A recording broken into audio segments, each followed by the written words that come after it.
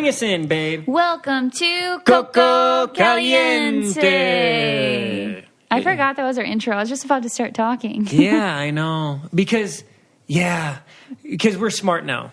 So We are? Yeah, we are smart now because now, we might record an episode in advance, but we'll wait to do the intro and outro because it's only fitting because we want it to be relevant to what we're doing. We don't want it to be old. Yeah, exactly. Old news. And that was actually your idea, which I appreciate your smart ideas, and I can acknowledge when you have a smart idea. So that was a smart idea. Thank you. And today, it's a little bit more serious tone, but it's very interesting. We have a guest. His name is Kevin Hines. And he's an advocate about speaking up about mental health. He has an amazing story. He survived a Suicide attempt. Yep. And so, it's really interesting. It's something that me and Nicole talk about all the time. It's like spreading awareness about mental health.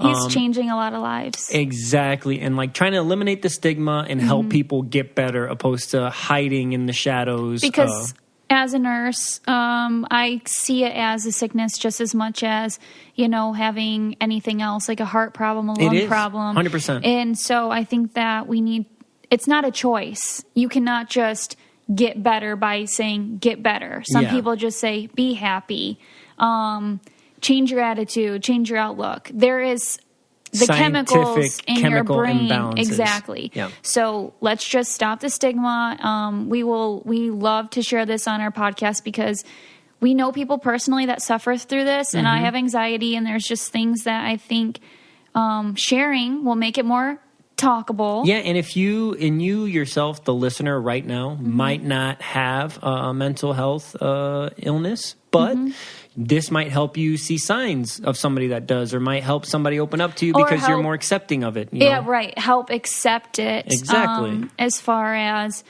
just understanding it more. That's when you just become more aware and intelligent in the topic, and it makes you see things how you don't know what it's like until you feel it, and it might come later in life as well, where my anxiety wasn't as bad until I hit 20. This past year was my worst year for sure. Yeah.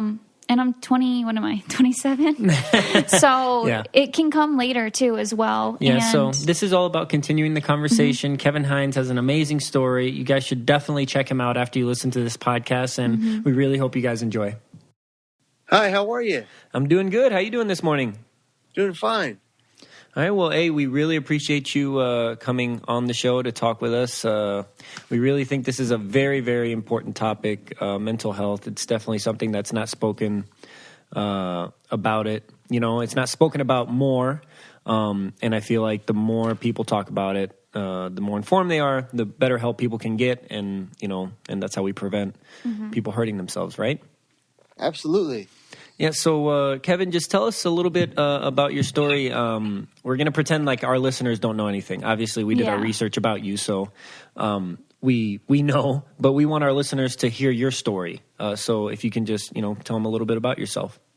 Sure. I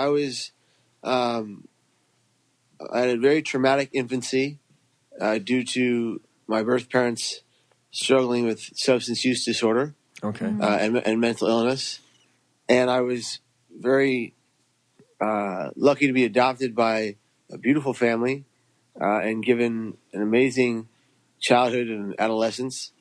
Even so, I would see the inside of a psych ward 3 times before I was 30 years of age because of my brain health. And at 17 and a half years of age, I would be diagnosed with bipolar disorder. Type 1 with psychotic features. That means I have the mania, the highs and the lows of bipolar disorder, the mania and the depression. But I would also see and hear things that didn't exist to anyone but me. So I would end up at 19 so terribly depressed that I would attempt to take my life off the Golden Gate Bridge. Which is a suicide attempt that is 99% fatal. Yeah. And, of course, I survived the fall. And in the survival, there were 3 things that came into play that day that saved my life. The first was a woman driving by in a red car, saw me go over the rail and immediately called her friend in the Coast Guard. And the reason the Coast Guard got to my position in the water before I would set in hypothermia and drown was because of that woman making that phone call. Oh my gosh, what are the odds? Yeah, and in the water, as I flailed to stay afloat, something began circling beneath me, bumping me up, and I thought it was a shark. Well, I would end up being on a show called Primetime Live on ABC News a year later with John Quinones. He does that show, What Would You Do? And I said on the show, I thought there was a shark beneath me in the water. And people would write into the show from all over the world when it went online and went viral. And one man's letter stuck out above all the rest. His name was Morgan McWard. He was from Las Vegas, Nevada, and he was on the bridge that day with his mom. And he said to me in the note, he said, Kevin, and this is a direct quote, he said, Kevin, I'm so very glad you're alive. I was standing less than 2 feet away from you when you jumped. Wow. Until this day, watching this show, no one would tell me whether you lived or died. It's haunted me until now. By the way, Kevin, there was no shark. Like you mentioned, there wasn't the show, but there was a sea lion. And the people above looking down believed it to be keeping your body afloat until the Coast Guard boat arrived behind you. Wow. That is insane. I mean, what? Yeah. Yeah. Well, the even more powerful part is that I would go back to the bridge a year later to the date of my attempt with my father. My father's idea was he wanted us to find closure, to drop a flower off the bridge. And we go back, and the first thing that happens is I get vertigo on the bridge. I get really sick and nauseous. And my dad said, show me where. And I remembered the exact light rail. And we walked to the light rail. My father grabbed my left hand with his right. We said an Our Father prayer.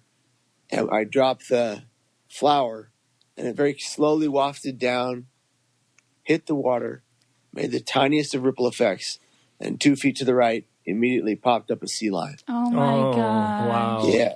It was the most beautiful moment I've ever spent with my father besides him being the best man at my wedding. Wow. That's amazing. And I mean, I have tears in my eyes. Yeah, no, that's crazy. And I just, wow. Yeah, just wow. That just leaves me kind of speechless. And I had seen somewhere that immediately when you let go of the rails, you felt instant regret. But then there's no going back. It was an instantaneous regret and the belief that I just made the greatest mistake of my life and it was too late. And, when I got to the hospital, one of the foremost back surgeons on the West Coast was leaving for the day as I was entering. And I always say he did me a solid and opted to stay because he did my surgery and replaced my shattered vertebrae with metal. And it was the first and only surgery of its kind. He invented it for me. Oh, my gosh. Wow. I have full range of mobility. Only 5 of the Golden Gate Bridge jump survivors, and there are 39 total. Only 5 of us get the privilege to stand, walk, and run. Wow. Jeez. They call us the most exclusive survivors club in the world. There's a book of the same name by Ben Sherwood. Wow. Yeah, talk about wow. The chances were slim and you made it through and then to make it through and be making the impact you're doing now, I mean, that's just amazing. My favorite deodorant, hands down, is Native. I love that it's all natural deodorant, and I love that it feels like the deodorant that isn't all natural. It's not like super wet and gooey and stuff like that. Yeah, we've tried other brands for sure, and this is definitely the best natural deodorant there is out there. Yes. So making a switch to an aluminum-free deodorant doesn't mean that you have to sacrifice on product performance. I don't smell when I wear it. It's not like you have to smell like the natural outside. They come in all different scents: coconut and vanilla, lavender and rose, cucumber and mint, eucalyptus and mint. They offer free returns and exchanges in the United States. There's something for everyone. So there's men's scents and women's scents. Yeah, and if you don't believe us, there's over 9,000 5-star reviews. I mean, and they've been on like the Today Show, Elle Magazine, Pop Sugar, Refinery 29, and that's just a couple of them. Yeah, so it doesn't have aluminum, parabens, talc, and they never test on animals, free shipping and returns. And so for $20, 20%, my bad. Yeah, for 20% off your first purchase, visit nativedeodorant.com and use promo code COCO during checkout. So that's Native Deodorant, NATIVEDEODORANT.com, and use promo code COCO, COCO, during checkout for 20% off your first purchase. I just want to go back a little bit to that diagnosis at 17 and a half. You said you were diagnosed with bipolar disorder with, what was it, with psychotic... features. Psychotic features, yes. My apologies. And did you understand that at the time? And back then, I mean, that was almost like a taboo thing, right? Like nobody wanted to talk about it or share that experience with anybody. It's kind of enclosed. So what was that for you, you know? It was really hard. It was hard to be labeled mentally ill when I just wanted to be a regular kid. Mm-hmm. You know, it was hard to be told that I would have this, you know, what I thought was a flaw for the rest of my life. And it was tough for me to admit it. I was in denial. I didn't want this disease. I didn't want to be labeled mentally ill. I just wanted to be my own person. Yeah. It was devastating. I was young and I wanted to be well as I was prior to this whole situation. Yeah. And battling this disease while seeing and hearing things that nobody else could see or hear was very hard. Mm-hmm. It was devastating. And just to understand a little bit, what's kind of the stuff that you see and hear that other people don't hear? I would see Death himself hover through my window with his staff and blade in his right bony arm. He reached out his other bony hand and he would say, "Come home with me." Mm-hmm. And that would happen sometimes Monday through Monday. It would happen every night. And I wouldn't tell anybody. I was so fearful of what I was seeing that I kept it to myself. I was, in effect, silencing my pain. Mm-hmm. I always tell people in my speeches, never again silence your pain. Your pain is valid. Your pain is worthy of my time and others. And your pain matters because you do. When we silence our pain, it bubbles and festers and boils and it bursts in things like rage, aggression, violence, substance use disorder, and suicidal thoughts, ideas, and actions. Yeah, and that's absolutely true. And I like now that as more years pass, more people feel more comfortable talking about it because it's out there more, right? And I think also that the modes of sharing information via social media, mostly now, is what people look at, is really helping that move forward. I.e., example, your Instagram, you know, and then you do the speeches as well. So how did that actually manifest itself after? So you had that incident, right? You're recovering. And at what point did you decide, all right, I need to do this. I need to start talking to people. I need to get information out there to save other people's lives before they make an attempt and don't survive it, because not a lot of people survive the attempts. Well, I was very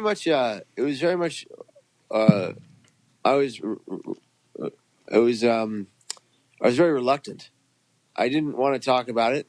I didn't want to tell anyone besides the people who knew in my circle of friends and family. Mm-hmm. And I was in the psych ward after my attempt, after my physical recovery. I was walking with a back brace and a cane, and I'm in my room, my psych ward, putting on my back brace, and in walks this Franciscan friar, this monk. He walks in. He was the chaplain of the hospital. And his name was Brother George Cherry. And this guy would always look at, for 30 years of being the chaplain at the hospital, he would look at the chart, and he would know what he was walking into. He would know what the person had been through. Mm-hmm. But on this day, for the first time ever, he did not look at the chart. And he walks in, and he says, "Hey, kid, what are you in for?"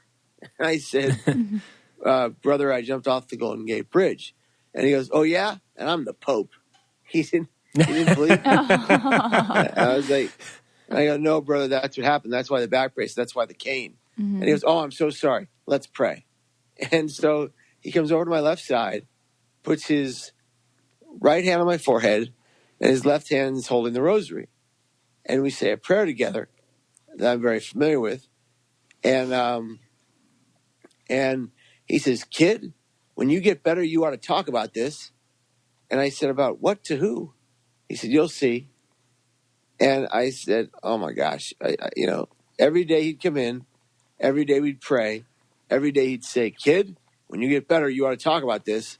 On the last day of my stay in the psych ward, he said, kid, I expect you'll talk about this. Mm-hmm. And I remember vividly thinking like, okay, buddy, whatever, sure, pal, And then I remember walking out of the psych ward with my dad holding my back and my elbow. And I remember a few weeks later walking up the stairs to the church I used to go to, and the church I grew up in, St. Cecilia's, and my father holding my back and my elbow. And I remember us leaving that service and me thinking the priest was talking directly to me. And this would be the priest that would marry my wife and I later and would confirm me as a kid. Mm-hmm. And the priest comes out. His name is Monsignor Harriman. And he says, Kevin, how would you like to come and talk to our 7th and 8th grade class about your experience this Good Friday? And I was like, oh, Father, I don't have a speech and I wouldn't know what to say. And my dad took his oven mitt-sized hand, shoved me forward and said, he'll do it.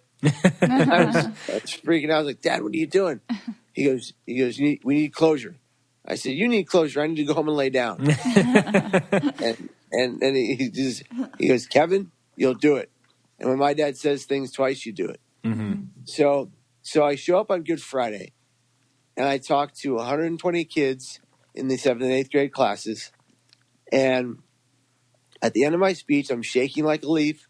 I'm crying. It was very raw. I read the speech from the page. Page by page, I dropped to the floor of a speech I'd written the night before till 3 a.m. Wow. I was a mess. Mm-hmm. And it was 2 weeks later that I got a call from Monsignor Harriman, and he says, Kevin, would you please come to the rectory? I've got something for you.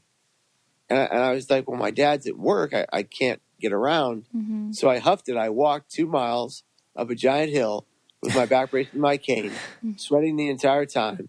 I got to Monsignor Harriman's office. He handed me a manila envelope with a beautiful folder inside that was hand-drawn, a hand-drawn picture of the Sacred Heart of Jesus. Inside that hand-drawn letter, or hand-drawn folder, was 120 letters from 120 kids. Wow. Oh, wow. And I realized they didn't all write the letters voluntarily. They were mandated to write a letter to me. But the best part about it was they were given no parameters on what they could write. Mm-hmm. So they wrote to their heart's content. And 6 of them were actively suicidal. Oh, wow. And because those letters were screened because they were minors under the age of 18, we were able to get them to safety, and they're alive today. Wow. And it was that moment, reading those letters, finding out that those lives had chosen to stay, that my father and I said, we have to do this however, wherever, and whenever possible. Mm-hmm. And we never stopped.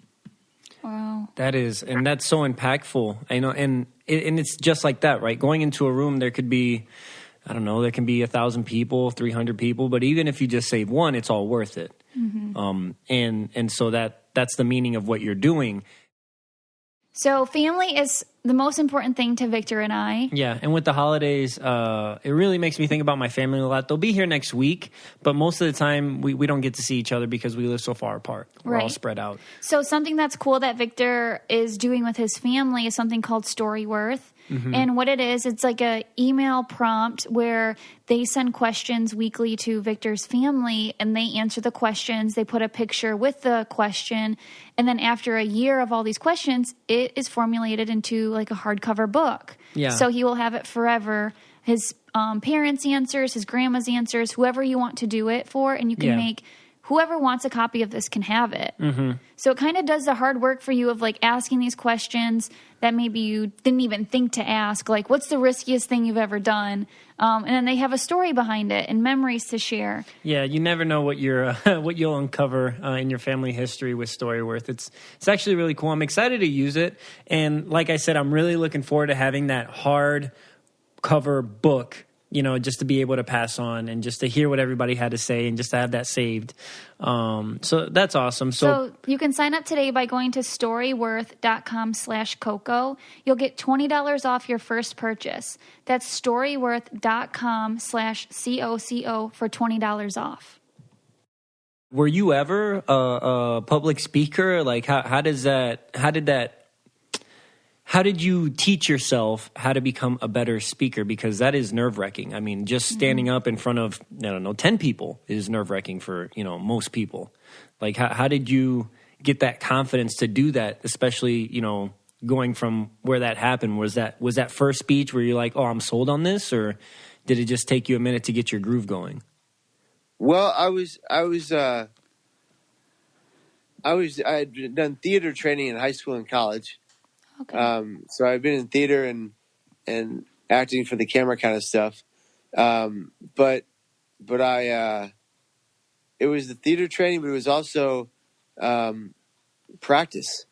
I would just, for the first two presentations, I read them from the page. And I remember the second presentation I gave after that first one, this kid raises his hand and he goes, Hey, Mr. Hines. And I said, that's my dad's name. He's in the back in the corner. My name's Kevin. And he goes, yeah, whatever, man. He goes, sure, buddy. He goes, hey, Mr. Hines, why do you read it from the page? You were there. And my dad from the back did this old thing that this Mike Tyson referee used to do, where he points at the camera, makes a circle with his hand, and repoints. And it means he got you. And it was true. He got me. And I get in the car, and I knew what my dad was going to say. He goes, he got you. I said, yeah, I know, Dad. I got the reference. And he goes, Kevin, never read it again. You were there. And that was it. I never read it again. I never read it again. And it was something that I would train myself to be organic and really to make sure that it sounds like it's coming from the heart and the gut for the first time every presentation. Because really, I'm recounting the story I know, but I try to change it up for every audience based on their demographic and what they're going through. So it's slightly augmented everywhere I tell it to be present in that moment for the people who are watching. That's awesome. And I know you speak everywhere. You've spoken in different conferences and people in the military. About how many people do you think you've talked to over the course of your speaking engagements and career right now? Oh, it's well over 2 million people in person. Oh, wow! And it's close to 1 billion, if not more than 1 billion, online through video platforms. Jeez. Between podcast reach and actual speeches online, and media, all kinds of media, it's the stories reach nearly or over 1 billion people. That's amazing. That's exactly, the purpose of what you're doing, right? To reach the most people possible. And then as you've been doing this and you start getting more conferences and more talks, did that lead you to want to write a book? Because I know you have, you had a best-selling book, or have a best-selling book rather. Came out in 2013. Cracked, Not Broken. Yeah. So how did that come to be? People just kept really begging for the book, and I decided to finally write it, and my wife helped me, and it was it's something that's actually still a bestseller today, 6 years later, or however many years later. I think it was dropped in 2013, and it has this great piece at the end called "The Art of Wellness," which is a 10-step guide to better brain health, which we ended up building a YouTube channel around. It's just youtube.com/Kevin Hines, which now has 400 videos that we developed over the last few years that are helpful for people in brain pain. They're helpful for people who are suicidal, and they're designed to help people choose life. They're actually, a lot of them are science-based, evidence-informed, using the power of sticky memories and neuroplasticity of the brain to help people stay here. So we create, my wife and I started a video production company called 17th and Montgomery Productions, which the title is very special because she's the most important person in my life, who saved my life more times than I can count on my appendages. But B, 17th Avenue was her apartment that I used to hang around at too much. And then Montgomery Street is our first apartment together. They don't cross in San Francisco, those streets, but we made them the production company, 17th to Montgomery Productions, with the idea that we would be one of the first production companies solely developed to create mental health media. And we've launched a film called Suicide: The Ripple Effect. Yeah, I was going to ask about that. Yeah. That film's been seen by over 750,000 people around over 25 different countries, and 300 plus people have said that the film saved their life. Wow. So when that happened, we knew we had to create media on a regular basis. So we've created the YouTube channel, and we have media that comes out every Thursday and Saturday that is designed to help people in that kind of pain. So for me, that's just so amazing, because you went from wanting to be closed off, don't want to talk to anybody about, your mental health, and then not only you're doing speeches, you're exposing yourself, essentially your vulnerabilities to the world, and then you write a book, and then you become a filmmaker, right? You do this documentary, and your story's really out there. I mean, that's just incredible. I mean, did you ever foresee yourself doing any of this stuff, or it just kind of happen on the road, like, all right, this is what we have to do next? And I mean, you're working on a comic, like all these things, it's just really crazy, in a docuseries as well. So how do you do these things, right? Because that has to be a big question for anybody too. This is not just mental health in general, How do you just continue being this amazing, I guess, almost an entrepreneur as well, in a sense, as well as getting a great message out there? How do you combine that? It was really organic. Every step happened on its own. It was like the speaking was going really well. We were like, okay, well, what are people looking for? And then we realized people wanted the book, because I was asked so many times to write a book. So we wrote the book. That did really well. And then people wanted to know what was next. And I've always wanted to make films. I always wanted to be a person that was involved in the film world. And so a long time ago, I wanted to be an actor. And then I realized, no, I want to actually physically make the movies. And partnered up with a good friend in mental health, and we made the documentary. And there was a lot of people involved, and it did so well. We were like, okay, well, how do we create media that comes out on a regular basis? Obviously, YouTube is one of the easiest ways to do that. And so it was about picking the right day of the week and putting it out every Thursday and Saturday, and seeing the result. And it's a fledgling channel. It's a small channel, but it's growing fast, and it's growing well. And when people, we have a 99% positive comment rating, which is unheard of. Yeah, that's amazing. Yeah, and it's people who are in pain, who are finding solace in the videos, who are finding hope in them, and they write to us and they say, this video, that video helped me stay here. And so that's why we keep making them, because we know they're going to have that impact, whether on a small audience or large. And then we do videos with other organizations and other groups that go viral a lot. So that always spreads the message even further. Our latest PSA is called "It Was an Instant Regret" on the YouTube channel, and it's been credited with saving so many lives. In the BuzzFeed video we did, thousands of people have written into that, of the 500 million that have seen it across all social media platforms, and said that it saved their life. So we have to keep making this stuff, because we know it's having that impact.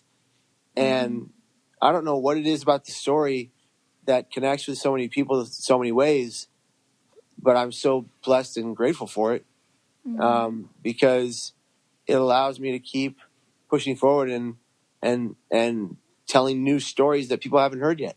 Yeah, no, definitely. And I think it's so compelling, just because you made a decision that was almost certainly going to get the end result that you wanted at that moment, and it didn't happen. So you can come back and tell that story. And I think that's why it connects with people that may have those thoughts, but stop them before they even do it. You know what I mean? So you're the person that they can connect with. So it is time for the holidays, it's the most wonderful time of the year. Yes, so that means a lot of people are going to visit their family and traveling. Well, Victor and I just got new suitcases from Away. Yes. We absolutely love the suitcases. There are different styles and colors. Whatever you're thinking that you want, they will have. And they're very durable. They're thoughtfully designed to last a lifetime. Well, and they have different types. So they have the polycarbonate ones, they have aluminum ones, and they even have like durable nylon. And I think one of the things that I like the most is when you travel, especially if you're not at a place long enough to do laundry, Yes. they have in the suitcases, they have a organization system, and it literally has like a laundry bag in there. And it's removable. That's cool. But you could separate your clothes. And I think, for me, that's awesome. I love having the 360 spinner wheels because I kind of just push my suitcase like a crazy person. Oh, I love that. I can't like just drag it. So I push it in front of me. So they have the 360 wheels, and they also have a combination lock if that's something you're interested in to have on your suitcase. And like I said, they're designed to last a lifetime. So if any part of your suitcase breaks, they have a awesome customer service team that will arrange to have it fixed or replaced. There's a 100-day free trial, so you can literally travel with this suitcase, decide you don't like it, and send it back. And then there's free shipping and free returns. Literally everywhere. U.S., Europe, Canada, and Australia. And they have a 100-day trial on everything that they make. So you can try it out. You can live with it, travel with it, do everything. And if you don't like it, you can send it back. So there's literally no risk. For $20 off your suitcase or bag, you can visit awaytravel.com/Coco and use promo code Coco, COCO, during checkout. Again, for $20 off any suitcase or bag, visit awaytravel.com/Coco and use promo code COCO. And now that we know so much about you, you have an amazing story. I want to know how you go every day, because it's not like the mental health didn't disappear, right? It's not like it's gone. You're still functioning every day, and I imagine you have your highs and lows like anybody that does have a mental health disorder. And so how do you cope with that? What is your mechanism? Because I know that's what people want to hear, because they're going through their days in and out, doing their regular jobs and still have their bad days and good days. So how do you manage that? Very carefully. I still have real bad days and terrifying ups and downs, and I crashed into these dark abysses of depression. So really, it's what I developed for the YouTube channel. It's 10 steps called The Art of Wellness, a quick guide to great mental health. It's all about exercise, eating healthy foods, meditating, taking my medication with 100% accuracy at the same time every day, using coping strategies that benefit my brain health, like music and art therapy on a regular basis, educating myself as to my diagnosis, and building a mental health emergency plan that involves people who love me into my circle of protection. I call them my personal protectors. And I actually published this in many different ways. It's in the back of the book. It is on the YouTube channel in 12 video format, 3 to 5 minute videos that are designed to help you put these steps into your daily life. And if you follow them in 6 to 9 months, you'll see a dramatic improvement in your mental health. And so I did this program that I built for myself, and then I wrote it for the world. It's in a HuffPost article as well, in more detailed format, and it's on our website, kevinhinesstory.com/resources, which are free resources we give out to the world that are usually hawked for a lot of money. We design them and give them out for people in pain. We've got a Parents and Teachers Guide to Suicide Prevention for teens, and we've got a YouTube channel guide to show you what videos of the 400 videos help what mental illness and what mental struggle. So it's definitely all encompassing, and we try to cover all topics for people in that kind of pain.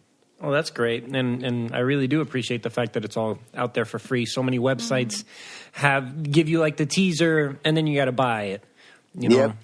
So it's really beneficial this way because it's already hard enough for somebody to admit that they have, a mental health disorder. So once you have those resources out there for them, that makes it amazingly better. And with this, you have your process, you do everything you need to do, but sometimes you still find yourself in a situation where I think it was like earlier this year, you admitted yourself into psychiatric care. And just tell me a little bit about that, because I know some people especially would want to keep themselves closed off when something like this happens because they are in the social media light so much. And it's like, oh, well, I should be immune now because I'm doing all the stuff that I'm supposed to be doing. So, just talk to me a little bit about that. Well, the people that proclaim they're recovered from their mental illness are lying through their teeth. I'm in recovery every day. This is a step-by-step process. And I went back to the psych ward about 25, 30 weeks ago because I was in a manic state for almost a year. I had issues with my skin disease that was causing me excruciating pain. And in that, they had taken me off my meds, put me back on different meds, and then I went off my meds without telling anyone.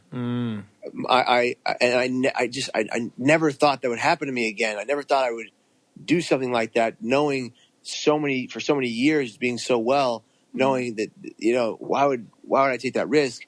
But I was in so much physical pain, and the pain was by some of the doctors being caused by the meds, and so I went off them, and I went skyrocketing into manic episode, and became suicidal again, and went right back in the psych ward. But I admitted myself with my wife, and so right by my side, and it was something I needed to do to stabilize. I stabilized, and I came out better for it. And I announced that on social media because I don't want to be the guy that just talks about the good times and the great stuff and the accomplishments and lie through my teeth about the fact that I'm still really, really struggling. Right. And so if you look at my last 5 YouTube videos on that channel, 3 of them are real-time episodes of me in pain. One's called Paranoid Delusions, one's called Manic Episodes, and one's called Halfway Home Blues. And they were shot, all 3 of them were shot when I was in a really bad place mentally. But they also have great lessons to be learned from them because I'm still able to talk to the person at the end of the video about what they're going through, whoever's watching, and help them see that there is hope. Yeah. Because I still have it. That's the one thing that never leaves me is hope. Even if I'm in a darkened tunnel vision, I can always see the forest through the trees these days. And I think it's because I'm so self-aware. I recognize, even inside suicidal crisis, that I still have value and that I'm still worthy of this life. And I think that's what helps keep me here is that every time I'm suicidal, I say 4 simple but effective words: I need help now. And whoever is in front of me is going to get those words, and I'm going to keep saying them until someone's willing to help me. Yeah, and that's definitely, if nobody knows, they can't help you. So you're absolutely right. And speaking to that, your wife, Margaret, correct? Yes. Your wife, Margaret, an incredible woman as well, right? Stood by your side. She's doing everything with you and helping you through everything that you're doing. And so how to phrase this? People that have significant others with mental health disorders, how do they care for their own mental health when their significant other is needing help? It's about, I think, when she married me, when she met me, we met in the psych ward. We met in my 3rd psych ward stay. Oh, okay. She was visiting her cousin who was in there, and I was a patient. And for me, it was love at first sight, and for her, it was quickly after that. And she, from the very beginning, knew what she was getting into. And she helps me by keeping me honest, by helping me get through my symptoms. Every time I'm depressed, she's like, drop down and give me 50 push-ups, and or go for a run or get this out of your system kind of a thing. Mm-hmm. And it really, more than anything else, it's her listening ear and her being by my side, her holding my hand, and her letting me know that this is going to pass and I'm going to get better. It's that constant reassurance that together we can, together we will, together we must. Mm-hmm. And that's how we look at suicide prevention in general, that we will change the tide of prevention if the entirety of the suicide prevention and mental health world decides to stop competing and start connecting and collaborating. We could actually lower these numbers. Mm-hmm. So I think just by her helping me, she's helping me in our larger mission to do good for the world. But she really helps me stay stable by physically being there, being open and honest, telling me when I'm kind of, falling off my routine and getting me back on track. Mm-hmm. Yeah, and that is great because Nicole is my rock, and so I can only imagine how Margaret is to you. And that's just great that you guys are able to, basically you guys are co-workers, right? You're life partners. She's your wife, we are. You're everything. So that is really, really amazing. Mm-hmm. It is. And I was looking at your social media earlier, and I told this to Nicole, and you had a post on there that we both thought was the most true thing, especially in this age of social media. And I'm just going to read it. You said, make sure you are happy in real life, not just on social media. People put their highlight reels, so don't compare your life to theirs. Live your life to the fullest. And I just think that is so true.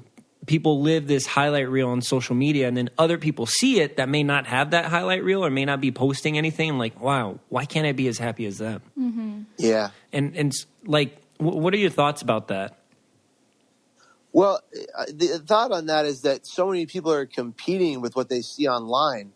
And really, the only person you should be competing with is yourself. Mm-hmm. If you compete with yourself, you never lose. Mm-hmm. You only gain. You only become better. You only do better. My friend of mine, Mark Donor, from YouTube fame, does that really well. He did this whole video on self-competition being the only competition he has, because he can only make himself better if he chooses to, not based on what he's worried about on outside forces. And I always agreed with that. Like, why waste your time trying to beat somebody else's successes? Why not just be happy for their success? Yeah. Why not just be so excited that somebody else did that first and did a great job at it? And then whatever you're doing, go in it and make yourself better for you and for your family, mm-hmm. Or for your friends. This idea that we have to compete with everyone around us is really nonsense. Yes, there are competitive jobs. Yes, there are competitive workplaces. I get that. That's healthy competition. I'm talking about when you're looking at these social media posts, you're like, oh, I want that. The reality is that person could be on that post smiling, but when they put the camera down, they could be frowning mm-hmm. and depressed. Yep. And that's what we're missing, is like, not everything on social media is everything we see is all rosy and cheery. Mm-hmm. But when their cameras go off too, they have their own hardships, and we have to recognize that. So wanting to be like someone online is just a waste of time. Yeah. Be yourself, be your own person, and compete only with yourself, and you'll always win. Mm-hmm. Yeah, and I think that's so true. I think human nature, for some reason, has made us to where you see somebody, with a new car or got a great new job. A part of them is sometimes a little jealous. I think it's few people a lot of times are like, and it's mostly like the ones love them around them close mm-hmm. are really happy. And then as soon as you start moving outside of those circles, it's like, oh, like, what does he think? Or what does she think? Or, why'd they get that?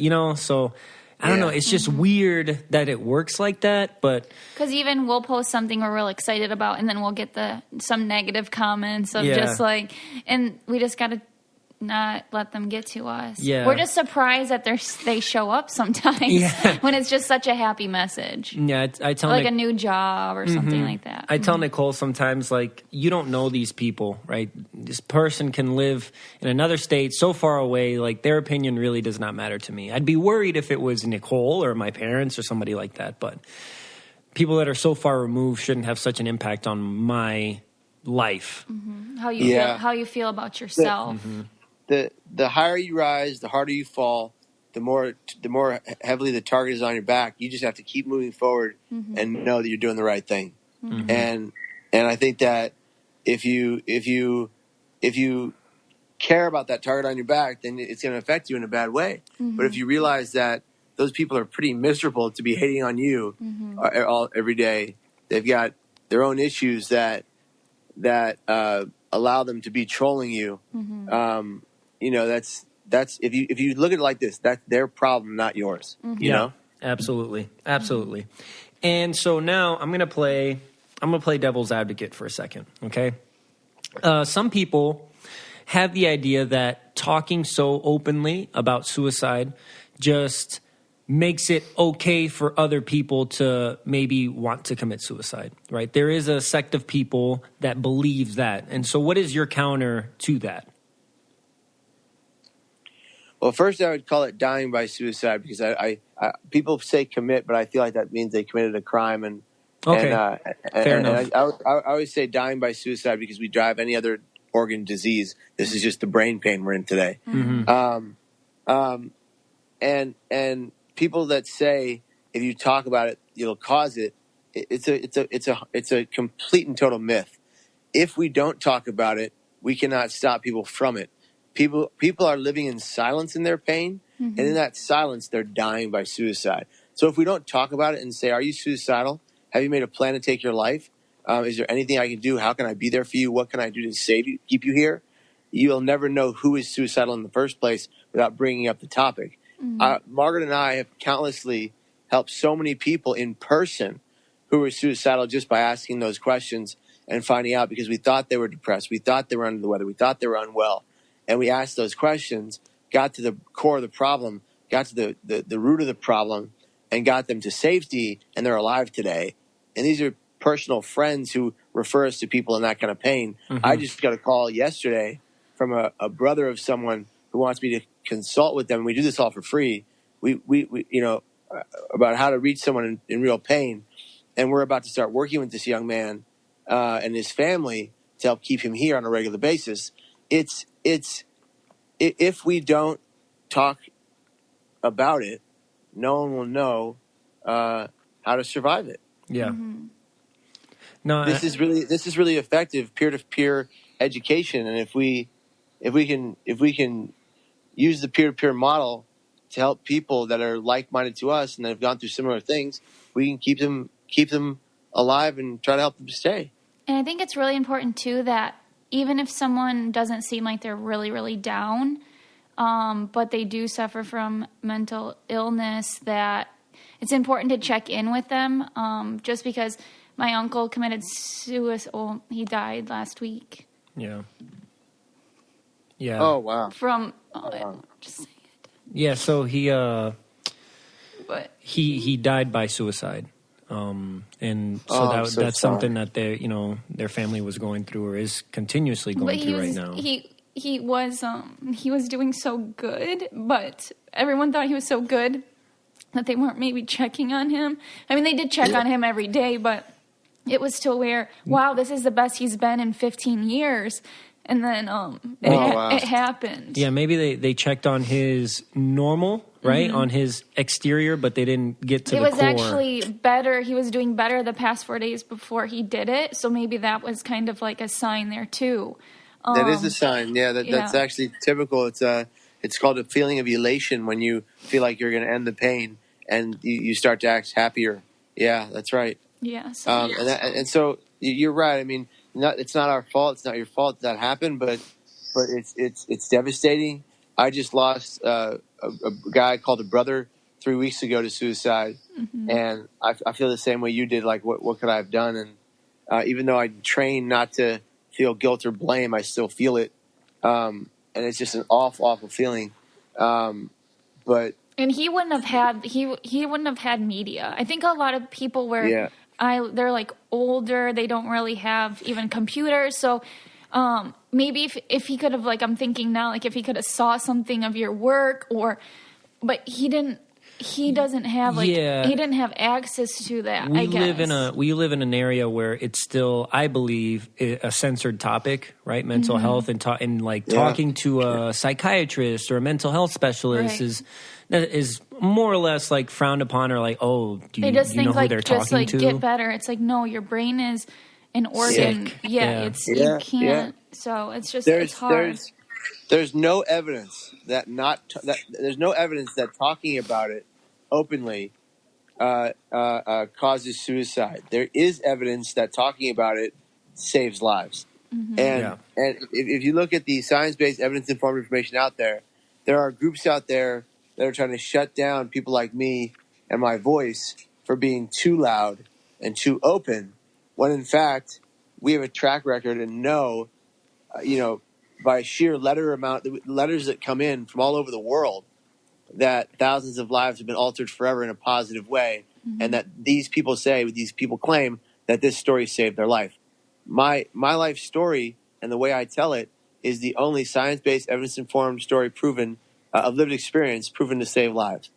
And so we did the studies, we did the research, and we know that it's having that effect. But still, yet there are folks out there who would like to shut us down, quiet us, and tell us that we're causing suicides when they have no evidence to that fact. Yeah. And no proof. It's just them being fearful of change. And I firmly believe that lived experience is going to shift the tide in prevention, not clinical experience. If you haven't been through what I've been through, you do not know how to help me stay alive. Right. Yeah. And I greatly appreciate all the clinicians in my life. They've helped change my life. They've helped augment my destiny. They've helped do a lot of things. But it's the people that I rely on next to me with lived experience. It's the friends and the family and the people who live with similar diagnoses that I relate to the most, and that can help me the most. Yep, that's how I feel about with my anxiety. It's like until I just learned talking about it with people that have experienced it, I'm like, okay, yes, that's so what I'm feeling. But even Victor, who he tries to help me sometimes, and he hasn't experienced it, so it's kind of harder for him to help me out of a panic attack or something, because it's not his fault. He just doesn't know what it feels like, and I can tell him what I need, but at the same time, it's hard for me to talk when I'm having them. So yeah, I completely agree with it. If someone went through the same thing as you and feels the same thing as you, you relate on so many different levels, and you can get help from that. Maybe that's why the story's been so as far spread as it has. Mm-hmm. Maybe that's why it's so appreciated by so many. I don't know. I mean, I just know that my wife and I are lucky, as you guys are, to have found each other, and lucky I'm lucky to exist. I'm lucky to be anywhere, and I'm so grateful for it, because had I not survived, we wouldn't be having this conversation. Yeah, absolutely. And do you know of any, because I had seen a while ago, and this is a while ago, medical research for the future of mental health, because I had seen something like they implant an electrode in the brain that shoots out signals like your brain would normally do to help the chemical imbalances in there. Have you seen any research or anything that they're working on for mental health in the future? Well, they're looking at trying to find the bipolar gene, which is fascinating. Oh, wow. The question is there a bipolar gene? And if so, if we know what it is, how can we augment it? So that's interesting, I think. Oh, yeah, that is. That is really interesting. Certainly the electrode piece you talked about is fascinating. I think those two on the cusp of that kind of change is really, really eye-opening. Hopefully it will be very helpful. Yeah, because that would be amazing. I can't imagine what it would feel like to have almost like a switch put into your brain that once that thing is on, and you all your chemicals are balanced how they're supposed to be, and then you don't feel it anymore. I mean, I just can't imagine whoever the first person is to do that, and if that ever does happen, it has to be such a surreal and amazing experience.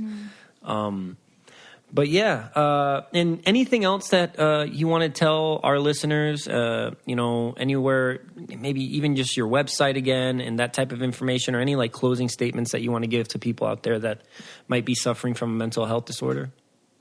Oh, I'll give you, absolutely. So if you're in crisis today and you're considering suicide, I want you to text CNQR to 741-741, the crisis text line. That's C for courage, to talk about your mental health, N for normalize the conversation of it, Q for ask the questions, are you suicidal and have you made a plan to take your life, and R is recovery, because I'm living proof, and text CNQR to 741-741, or call the National Suicide Prevention Lifeline at 1-800-273-8255, +1 for military. And if you need help and you need to change your life and you want to learn the art of wellness, go to youtube.com/Kevin Hines. Go to the playlist, The Art of Wellness. Click on that playlist. Watch those 12 videos, 10 steps, 3 to 5 minute, easily digestible videos to help change your brain health for the rest of your life. And do that today and follow that plan, because it's going to augment your destiny. It's going to change your mental health. In 6 to 9 months, you're going to be a different person with the ability to fight the pain, no matter the pain, in spite of the pain, to thrive today. We can all thrive together. You can defeat this struggle. You can live one day at a time, knowing that you've got this on lockdown. And if nobody else tells you today, we love you and we want you to stay.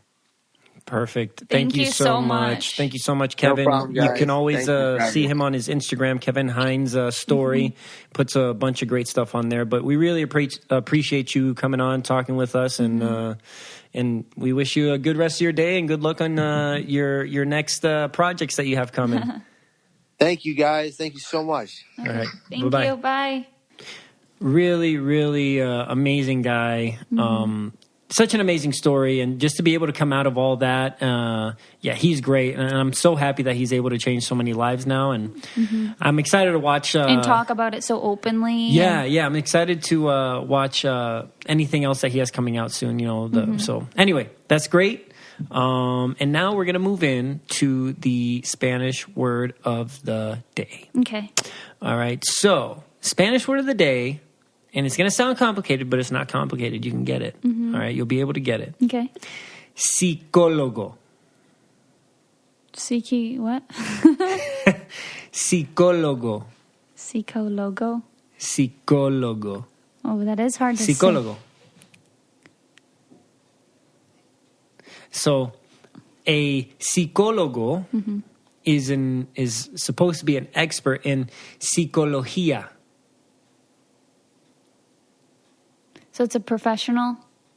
Yes. But like a mental health professional? Which would be, I mean, what word are you going with for this? Psicólogo, psicología.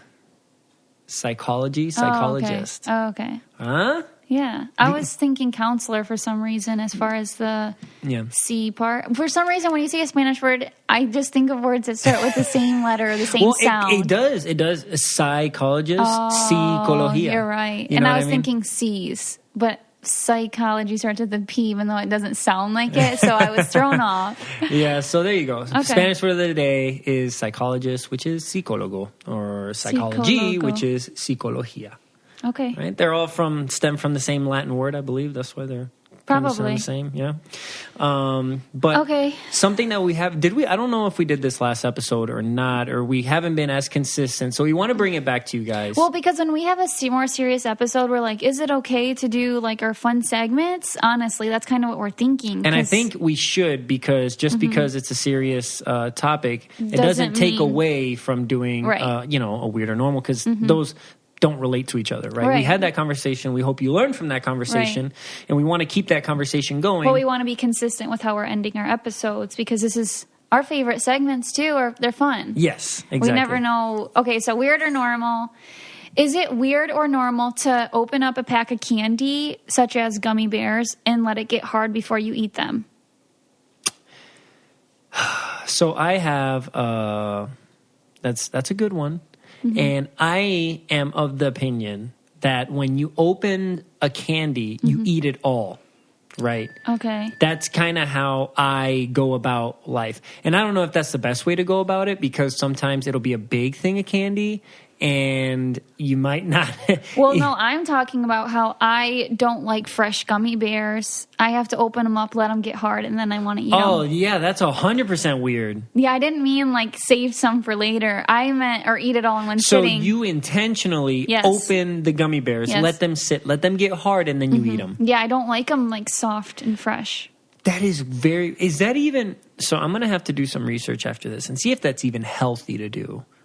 Like, does it ruin or does it change I don't know. the gummy bears? But like sometimes it's just too soft and it doesn't taste good. So I like when they're either like kind of older. Yeah, but then you get stuck into the. No, it's not. It's not like that hard. Yeah, it's like they're like pretty hard though, because I find myself doing that even with any, not with like candy bars, but with any gummy. I let them get hard and I like them better. It's more flavor, kind of like I like cold food. There's more flavor, so maybe that is weird. When we already had that conversation, eating cold food is weird. But maybe this is more of a flavor. Maybe it's a texture thing. It could be a texture thing, because I freeze, and this is normal. People put their like chocolates and stuff in the refrigerator, the freezer, and then eat them later. And I do that with the 35 pack of Twix that I bought. Did we ever talk about that? No. Oh, okay. So I was having a problem. And my problem was I was getting out of work, and then when I stopped at the gas station, because I had to get gas every time because of the drive that I'm making, I stop at the same gas station, I'd get gas, and I'd buy 2 king-size Twix. And then I'd be spending like $3 each time. Nicole would get mad. She said, we have snacks at the house. We have chips. So we have candy. much candy. We have everything at the house. Why in the world are you spending money on this? And I was like, babe, look, at this point, I'd probably spent, 3, 6, 9, 12, maybe $12 in the course of those 4 weeks or whatever it was on Twix. And I had only, bought maybe, 2, 4, 6, 8. But we have a whole bag of Halloween candy still. So what I did was, I was like, babe, what I'm going to do, and I just floated the idea by her. I was like, what if I just buy a 35 box of Twix on Amazon for $20?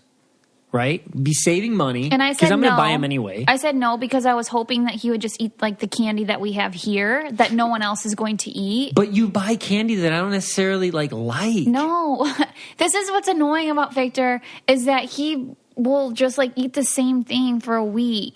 It's annoying. Like, this has been going on for months. The Twix, he only eats Twix, and then what's the other thing you're obsessed with right now? I can't remember. I always eat chips, but Twix specifically now is my go-to. Twix.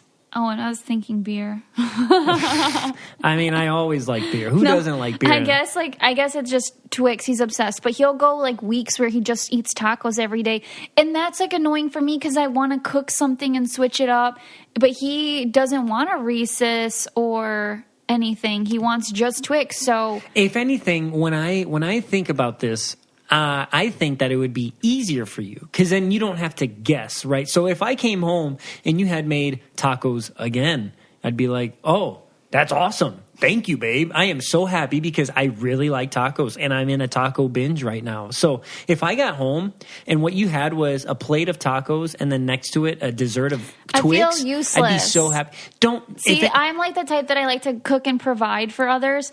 And so when they cook and provide for themselves, it makes me feel like kind of depressed. No, but that's not me cooking and providing for myself. So this is what Nicole will do. Nicole will know. It'll hurt my feelings. But Nicole will know with 100% certainty that if I come home and I have a taco, I'll be happy, right? But she'll think she'll be doing me a favor, and then she'll make, I don't know, she'll make some type of other meat, right? Let's say she'll make a little steak or something, or deer steak or something that I would maybe eat, on another occasion when I'm not in this binge, with some rice and vegetables, and I'll be like, oh, well, thank you. I appreciate that. And then I'll eat that. And then later that day, or the next day, I'll make a taco, and I'll be so happy. Yeah, I guess I will just see it as for what it is, and it's simple. I'll just make you tacos and Twix until you tell me not to till further notice. It is easy, so I'm not going to complain. So right now, you let me know when you get sick of it. That's what you're getting when you come home next weekend as well. Doesn't it make it easier for you since you already know? Yes, it does. All right. I don't have to be creative, I guess. There you go. Just trying to make it easier for him. I'll just let you go to Taco Bell. No. Okay. Well, I'm not doing that, right? I like the home cooked taco. Okay. Right. So I do enjoy that. If anything, that is a good weird or normal. Is it weird to eat the same thing every single day? But for maybe for 2 months. Right? Literally 2 months. I think it was. And where was that last time? He loves pizzas, frozen pizzas. Not even like the homemade pizzas. He loves just a cheap frozen. Oh, I did buy you one of those too. Well, the thing with the frozen pizzas is it's not only convenient, but it tastes really good. But I also have a problem is where I'll eat the entire frozen pizza. In one sitting. Anyways, there's 2 weird or normals. Do you let your gummies get hard before you eat them? And if you don't, you should try it to see what you think. And also, could be good. Have you ever gone on a 2-month taco binge? If you haven't, you should try it. Well, okay, it doesn't necessarily have to be tacos though, but it could be a 2-month binge of same food. Yeah, and if I was eating the same thing for a month that was healthy, bravo to me. Bravo. Who's to say that tacos are unhealthy? I just think meat, tortilla, pico, some salsa. I guess they're not that bad. That's what's the crazy part about it. Yeah. They're homemade. But anyways. We're going to go into one of our favorite parts, which is the reviews, because this really gives us feedback from you guys, and you guys are just awesome. We love hearing the positive things that you guys like about the show and how we affect your lives and how it makes you happier. And this is why we read them. So, Nicole, take it away. Okay, so this one is from Ryan Wyatt. 10 out of 10, 5 stars. This podcast is unlike any I have listened to.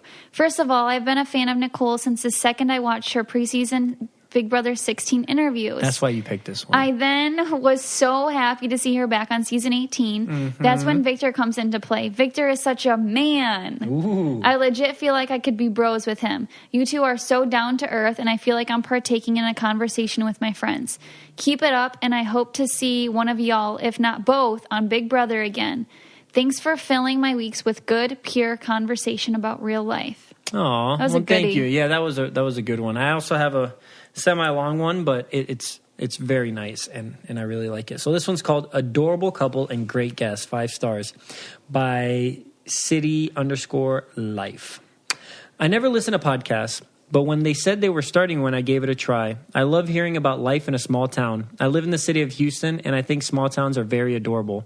I like hearing of other podcasts y'all listen to because now I'm getting into them. I've always wanted to go on Big Brother, but leaving life for 3 months seems hard, so I figured if Julie Chen left, I would apply for her job. I love the Misty Griffin episode, and adoption has been on my mind the past year.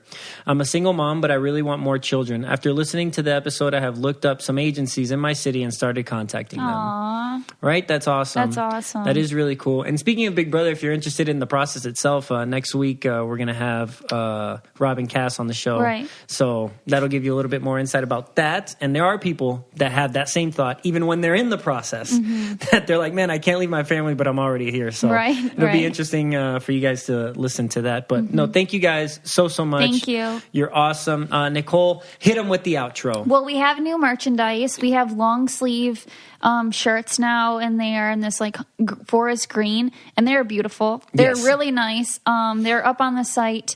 By the time this comes out, they better be up on the site. And there's a couple other shirts, blue and something else. Yeah. So anyways, Victor's going to take it away with the outro. Don't forget to rate, review, and subscribe. The easiest way is on that little purple app on your phone, podcast app. You can listen to us anywhere you listen to podcasts. That'd be Apple Podcasts, Google Play, Stitcher, Spotify. And you can always listen at www.cococalientepodcast.com, and that's where you can find our merchandise as well. Don't forget to follow us at Coco Caliente Podcast on Instagram and at Coco Caliente Pod on Twitter. Thank you guys so much. Hope you enjoyed.